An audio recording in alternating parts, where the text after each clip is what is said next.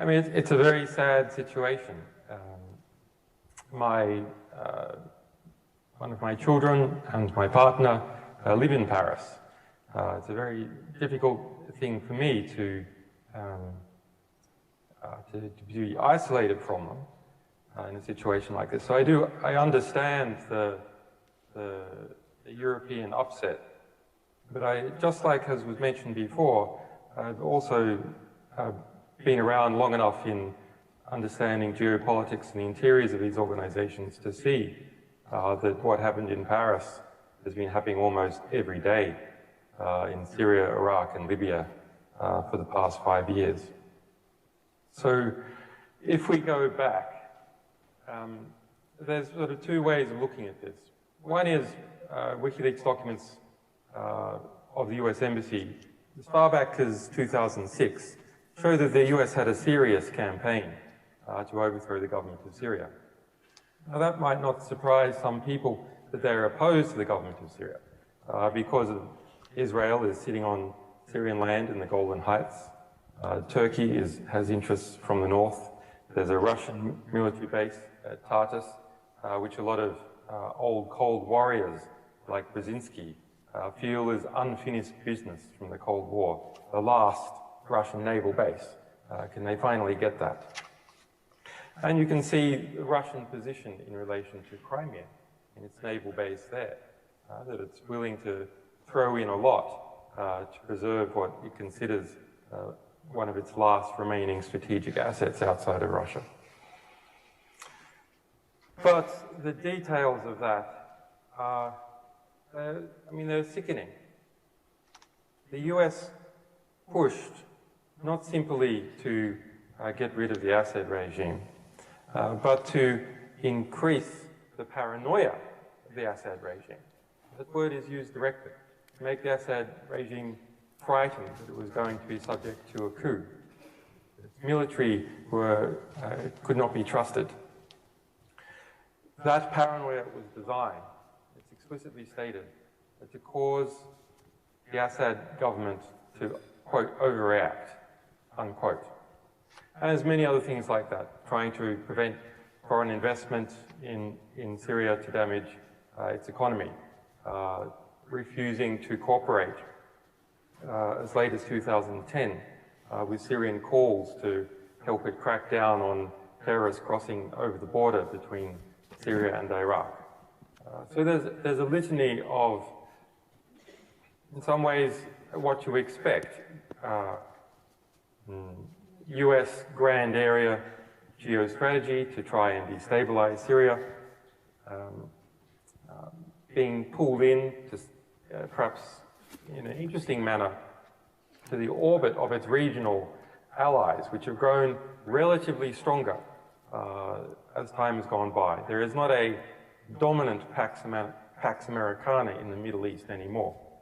There is allies of the United States who are work very closely with it and with European countries like the United Kingdom, but they chafe at the leash that has been put on them and want to go their own way, and they also pull their master along with it. So that's what's happened in Syria. Of course, you also have a government that is a dictatorship with a fairly terrible record, but not for the region. For the region, one of the few remaining secular governments that the US has been knocking off one by one. Possibly because secularism was a quest of the left, which was supported by the Soviet Union. So these remaining secular governments are unfinished business to Cold War warriors. But I want to look a little bit at something else, which is a spiritual dimension to what is going on. I don't think everything can be explained just by geopolitics. And to illustrate that, I want to talk about Libya and what was Hillary's war. That's something that's not widely spoken about. It's very interesting that the Republicans have not taken this up. But Libya was Hillary's war. Hillary pushed hard for Libya. She also pushed hard to keep Hosni Mubarak, but she pushed hard for Libya over and above the recommendations made by Pentagon generals. Pentagon generals have subsequently come out through a variety of testimony and leaks saying we pushed against this. There was no proper plan for what happened in Libya. We didn't want another Iraq, which we're already having. And here is Hillary's response to the moment that she was told that Gaddafi was killed. Did it have anything to do with your visit? No, oh, I sure did. So, I mean, that is the land of unconfirmed. Yes, we came, we saw, we died. Did it have anything to do with your visit? No, oh, I sure did. So, I mean, that is the land of... Sorry about that. Neither Slavoj could make a better joke, I think. Yeah. Neither him could imagine something more bizarre, I think. Or he could. That is Hillary's response to a head of state being sodomized and killed. How does that affect the psychology of the population in terms of what is the new norm endorsed by the superpower that just helped overthrow this government? That is the new norm. That is something embedded within Hillary Clinton. That personality that you just saw, that personality is going to be in the White House 80% chance, if not more. The bookmakers have it at about 85% chance in a year's time. It's going to couple with what we have been seeing with ISIS. Now, if you've read Dubkick, which is ISIS's magazine, ISIS was clear at the time of the Charlie Hebdo attacks what its strategy is in the West. It's something that's evolved from a 2004 strategy document by one of Al-Qaeda's theoreticians. That older document is called The Management of Savagery. But it is to cause a crackdown in the West on Muslims in order to eliminate the grey zone. That's Al-Qaeda's phrase. To eliminate this grey zone of Muslims that cross over between being strict Muslims and pussyfooting with European notions of enlightenment or Christian notions. And that's working splendidly right now. It's exactly what is going to happen. You can see that with Hollande's statements.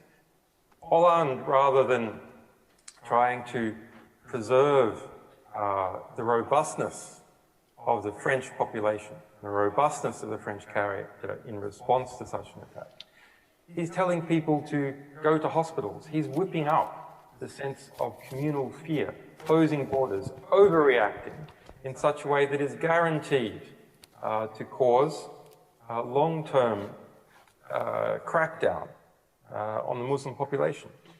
Of course, it's also been used to introduce a whole raft of mass surveillance legislation, justify, of course, the British surveillance bill that's right before Parliament now. But I think we are in a very awful time.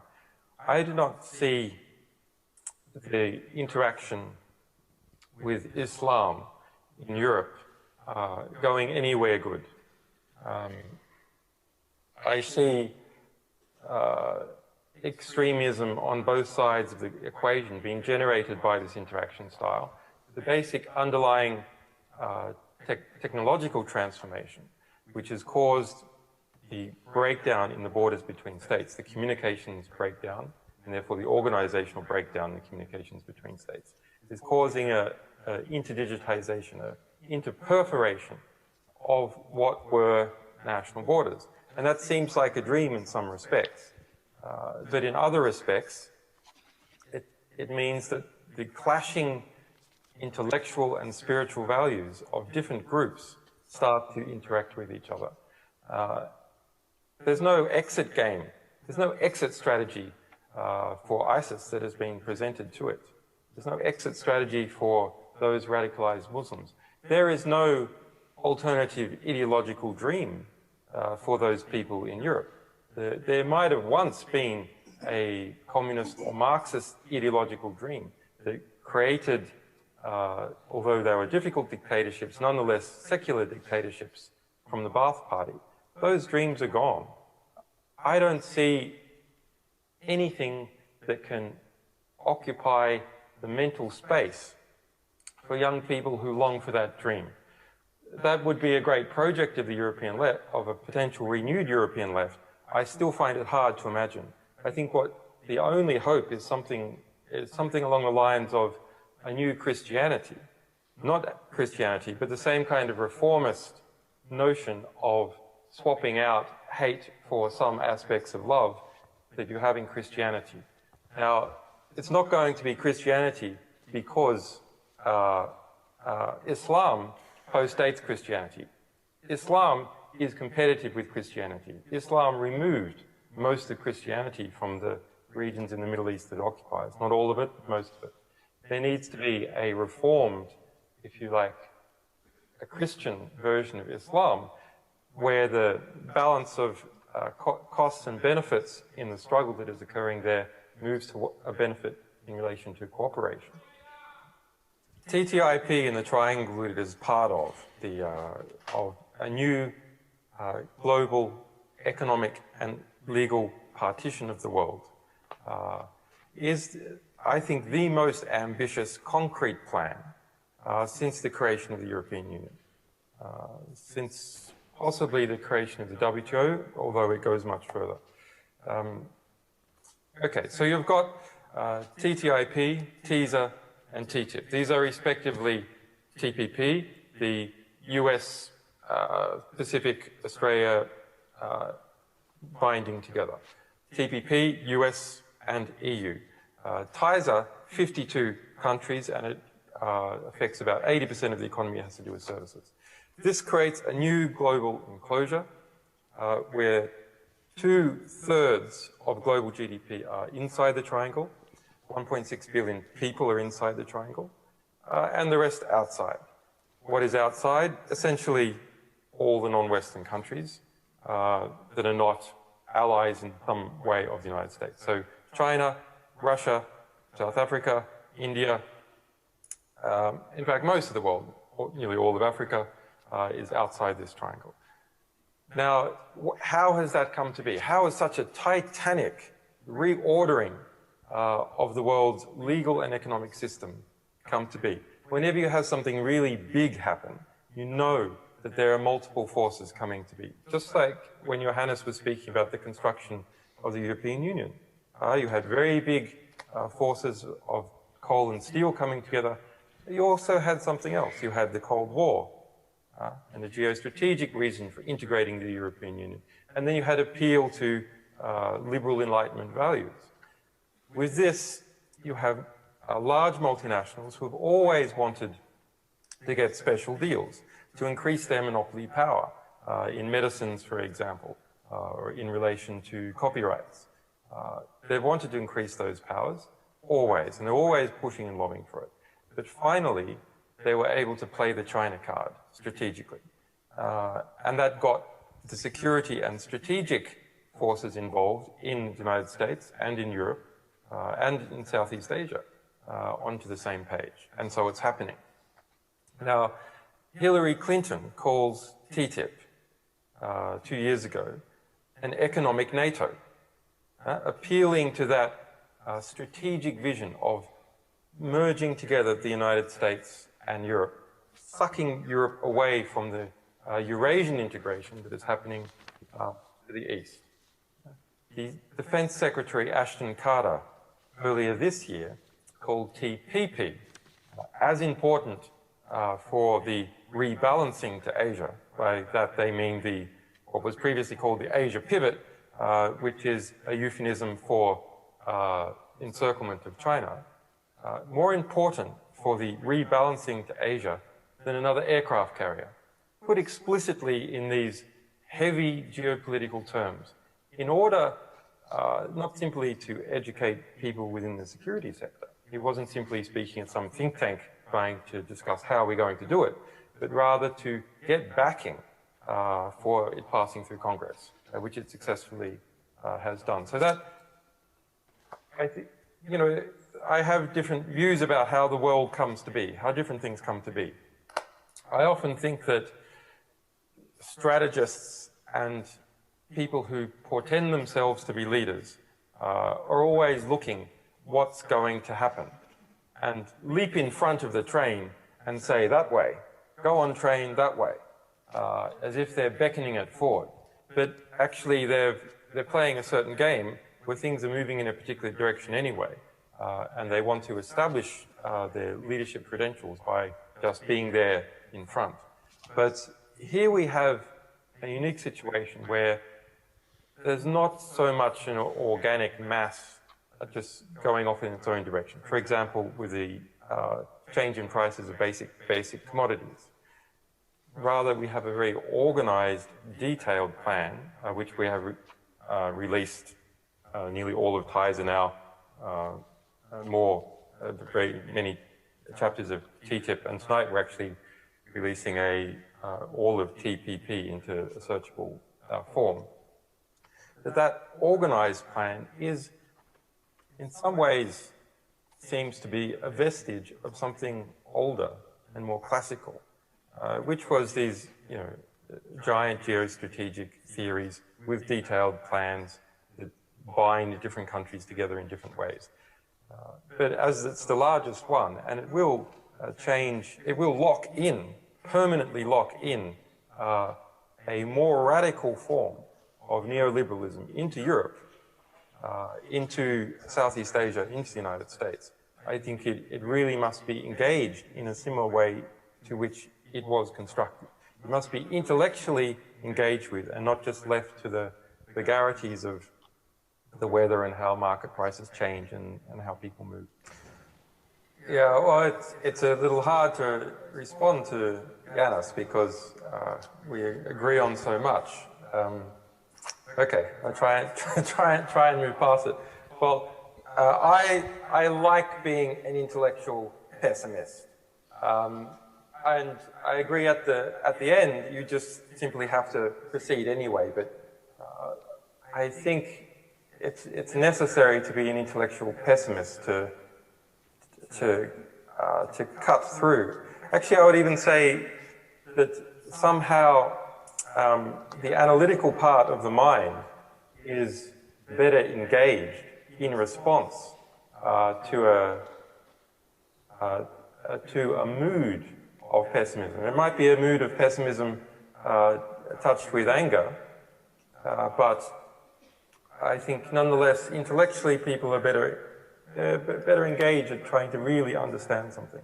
And then once you really understand it, then you then you become, you develop a sort of constructive instinct, which is about building things. Okay. I spent a lot of time understanding Silicon Valley because I was involved in the embryonic internet. I've been hacking Pentagon General's emails since I was 17, and I've met a lot of these big players like Eric Schmidt. Quite frightening, the chairman of Google. Quite frightening the worldview of people like that. I think as individuals, probably emotionally fine, but the intellectual worldview and the poverty in that worldview, but it is something that has circulated around Silicon Valley, and it is now the most aggressive ideology on earth. This is high-tech liberalism. And high-tech liberalism is dominating the competition for ideas. I wouldn't even say there's any competition at all, frankly. There's maybe some frontiers of Islam are now engaged in a rapid ideological development. And over here we have high-tech liberalism. And I don't see actually anything significant in terms of scale happening between the two. So high-tech liberalism is this philosophy of Silicon Valley that has merged with capitalism, and it is all about where the future is proceeding.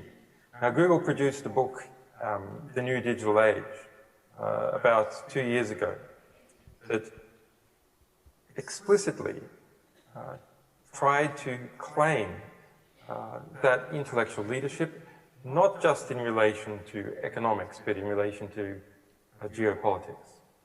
That Google would be Washington's geopolitical visionary, and the geopolitics of the world are now being coupled, at least in the United States, at this vision of Silicon Valley.